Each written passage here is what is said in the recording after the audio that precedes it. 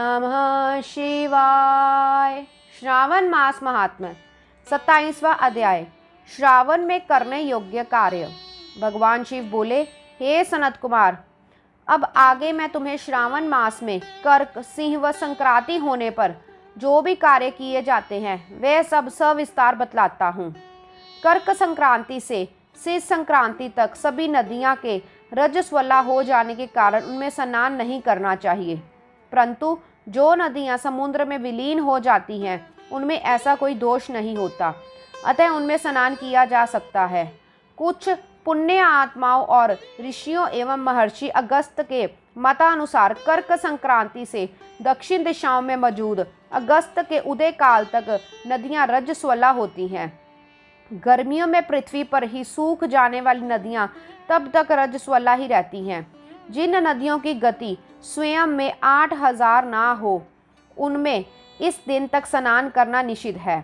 ऐसी नदियां गर्त कहलाती हैं। कर्क संक्रांति की शुरुआत में महानदियां रजस्वला हो जाती हैं। स्त्रियों की भांति नदियां 3 दिन तक रजस्वला रहकर चौथे दिन शुद्ध होती हैं और 11वें दिन अति पवित्र हो जाती हैं। अब मैं तुम्हें उन नदियों के बारे में बतलाता हूँ, वह तुम ध्यान से सुनो। तुंगभद्रा, गोदावरी, तापी, वेनिका और पयोराठी, ये 6 महानदी विंध्याचल पर्वत के दक्षिण भाग में चलायमान रहती हैं। भागीरथी, यमुना, सरस्वती, नर्मदा, विशोका और विस्तता, ये 6 महानदियाँ विंध्याचल पर्वत से चलायमान होती हैं। ये 12 महानदियाँ देवर्षि क्षेत्र में प्रादुर्धूर्त रहती हैं। 4 नदियाँ देविका, कावेरी, बंजरा और कृष्णा कर्क संक्रांति पड़ने पर केवल 1 दिन के लिए रजस्वला होती है।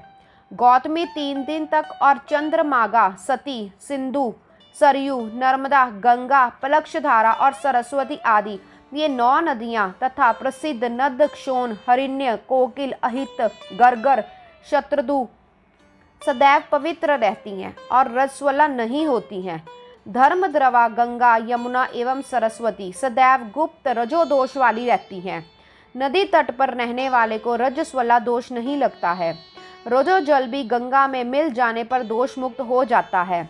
बकरी, गाय, भैंस, प्रसूता औरत तथा पृथ्वी में नवीन जल ये सब 10 दिनों में पवित्र और अमृत तुल्य होता है।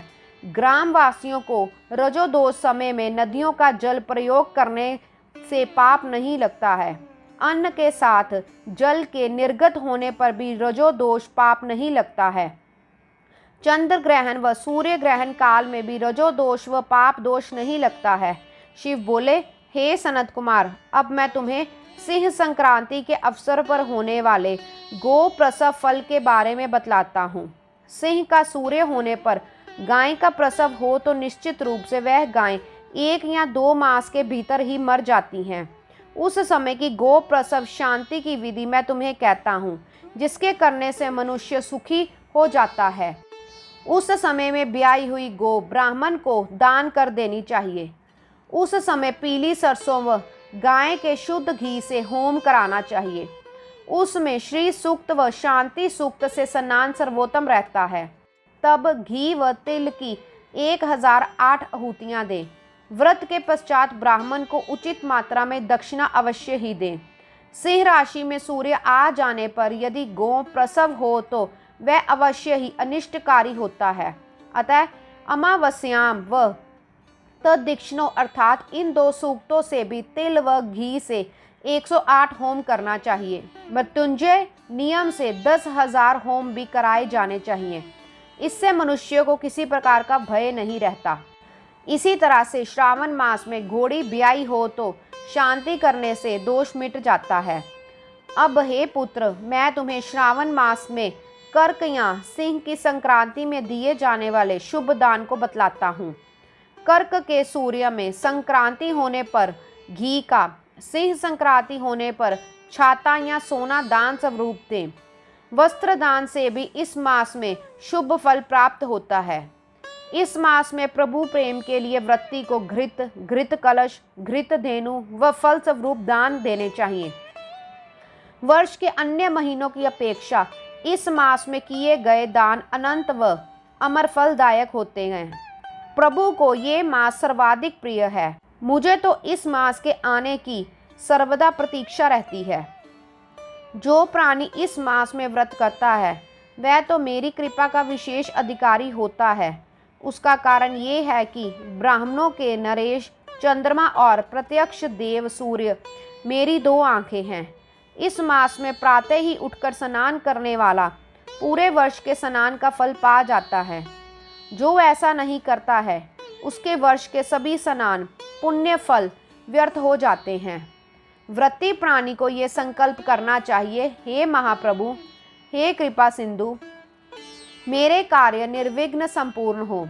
व्रती को स्नान के बाद शिव पूजन करना चाहिए और पूरे मास श्रद्धा और भक्ति भाव से कथा और महात्म्य का श्रवण करना चाहिए। ये श्रावण मास जो प्रभु को भी प्यारा, सभी अभीष्टों को पूरा करने वाला है, इसके पुण्य प्रताप से जो 7 प्रकार की बंदाएं बतलाई गई हैं उन्हें भी पुत्र प्राप्त होता है। निर्बल को बल, विद्यार्थी को विद्या तथा बीमार निरोगी हो जाता है। भव बंधन से बंधा हुआ भी संसार से निर्मुक्त हो जाता है। धन इच्छु को धन और अविवाहिता अथवा विदुर को पत्नी मिल जाती है। शिव बोले, हे वत्स, व्रती की समस्त अभिलाषाएं पूर्ण हो जाती हैं। वह मरणोपरांत भी मेरे धाम में स्थान पाता है।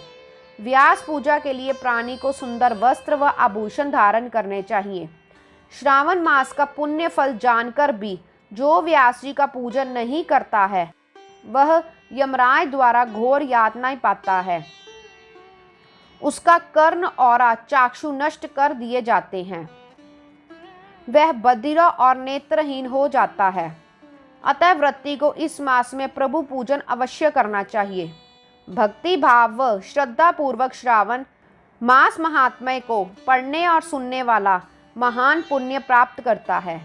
इस 27वें अध्याय के पाठ श्रवण से बांझ को पुत्र प्राप्ति व भक्त को पुण्य प्राप्ति होती है।